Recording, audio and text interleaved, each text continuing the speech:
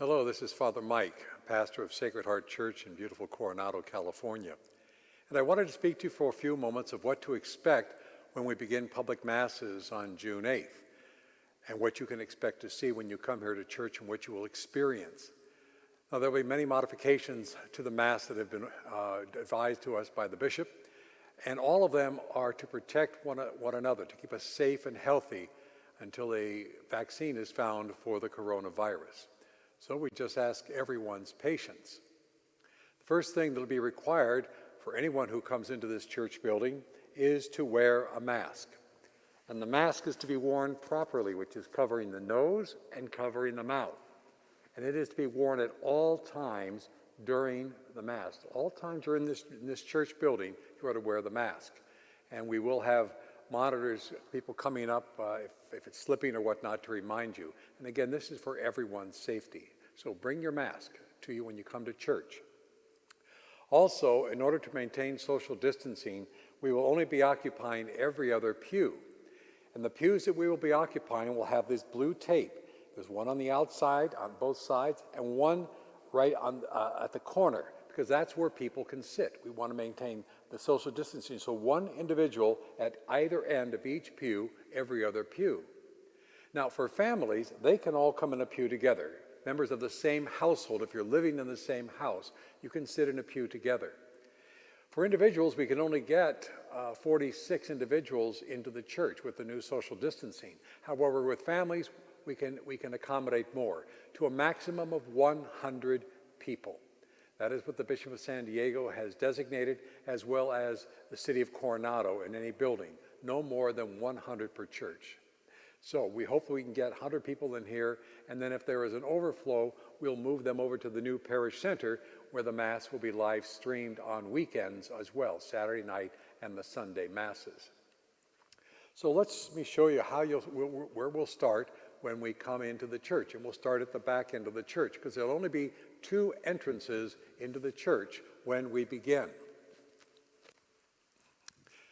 And the 2 entrances will be the 2 double-side doors, the one off of the patio and the one off of 7th Street. And there will be someone standing, a minister of hospitality at each door, letting you in one by one. And their purpose is to make sure you have a mask and that you'll be wearing it, and then to make sure they direct you to the proper place to sit. Then we'll have monitors, ministers of hospitality, up and down the aisles, making sure that people are maintaining their distancing. When you do come in, we will have these touchless sanitizing machines where you can get the hand sanitizer to rub your hands and to get them prepared for when you come into the church. So you'll come into the church and you'll either go down the side aisle or the center aisle to the place where you will sit, where it is designated. Now, beside these blue strips, we'll also have markers on the seats themselves of where a person can sit. Now, as I said, you'll be sitting on the outside of the pew, individuals on either side. A family can take up a full pew, but only every other pew, so we can maintain that social distancing. What about the Mass itself? Let's take it from the beginning and walk through the Mass and how it will change. One thing you will notice right away is that there will be no procession down the center aisle. Again, we want to maintain that 6 feet distance, and if the priest and ministers are walking down the center aisle, we're not maintaining that 6-foot distance. So the first thing you'll notice is that the priest will come out of the sacristy on the side, as we do mostly during the weekday Masses.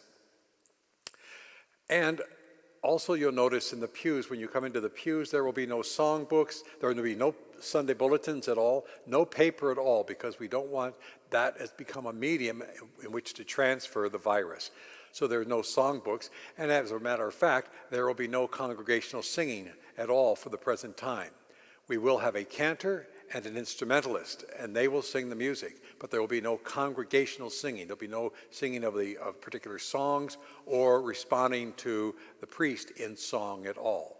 So it'll be very, very limited. And the purpose of this is to allow the Mass to move more quickly, because we want to keep people only in the church, only a short period of time to move you out, because it's like an enclosed space, and there's always a possibility that the virus may be here, and we want to move people in and out and have the Masses conclude within a half hour to 40 minutes on a Sunday.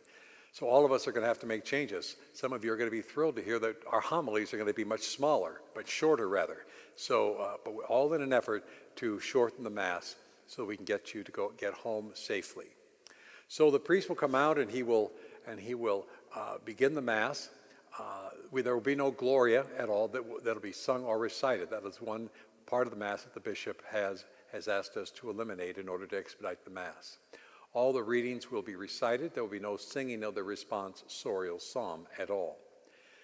And then the Mass will go on. The priest will come after the readings and the gospel is proclaimed, and the priest will give a brief homily, and then we will go immediately into the prayers of the faithful and then the offertory.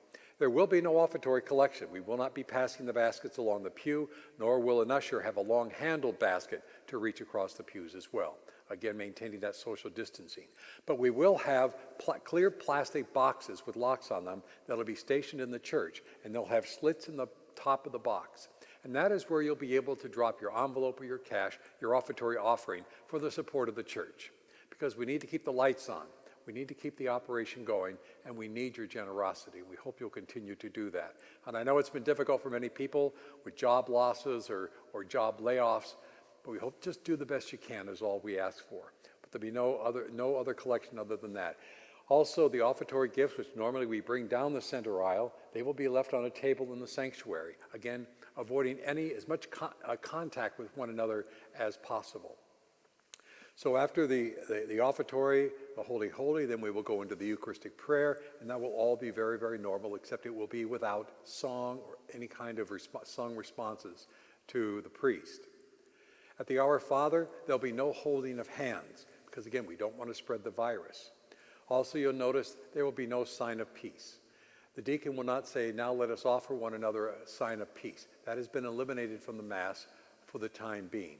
Right after the priest says, the peace of the Lord be with you always, and we respond, and also with you, he will go immediately into the Lamb of God. After the Lamb of God, the priest will have his own communion. He will receive communion, but the congregation will not receive communion at that time. All of the communion bowls and ciborium will be on the altar, but the priest will receive communion himself, and then after communion, he'll sit briefly for a few moments of meditation, and then he will pray the closing prayer and the blessing, and then the deacon will offer the dismissal, let us go in peace, the Mass is ended. At the dismissal, the Eucharistic ministers will then come forward into the sanctuary, and they will take the bowls with the Eucharist, and they will be stationed at 4 places here in the church. 2 here in the front, near this door and that exit door, and then in the back, near the 2 double doors as well. And when you come to communion, all people will exit out of the outside of the rows. So when it's time for communion, when the Mass is over, there'll be some music playing as a recessional. And then we would want, beginning with the first rows, to walk down to the side of the pew, the outside of the pew, and you'll notice on the ground here there'll also be X's, which designate social distancing, the 6-foot distance. And the person will come up, and the Eucharistic minister will be right here in this particular place. You will receive communion. You may then take your mask down, receive the Blessed Sacrament, put the mask on, and immediately exit out the door. It'll be the same on that side by that that door, as well as the 2 in the back. There will be no coming back into the church afterward or kneeling down for any communion meditation. That will not be permitted. Once you leave the church, you are asked to go home. There'll be no congregating as well, because again, we're trying to keep everyone safe. So when you come to communion, please pick up your belongings. If you're not coming to communion, you must still exit the row when your row is called. Exit the row and then just walk right out the door if you're not receiving communion. It's very important that we follow these instructions because it keeps us all very, very safe during this time. We're hoping that there will not be any more spikes in number of cases so that we can continue to celebrate Mass on a daily basis. But it's all to keep us safe. So please, we look forward to having you back in our church on June 8th, that Monday. We'll spend that first week kind of testing out all of these new procedures so that we're ready for the larger crowds on the weekend. As I mentioned, when this church is full of 100 people, we'll then direct people over to the parish center, the new parish center. And I will also make another video on procedures that we will follow in the new parish center. And when that becomes full, there'll be some places in the courtyard in which to stand, not very many, just a few, and if that's full, then we're going to ask you just to go home. Again, Bishop McElroy has extended the dispensation from attending Sunday liturgy indefinitely at this point, so you do not incur any kind of sin by not coming to Mass.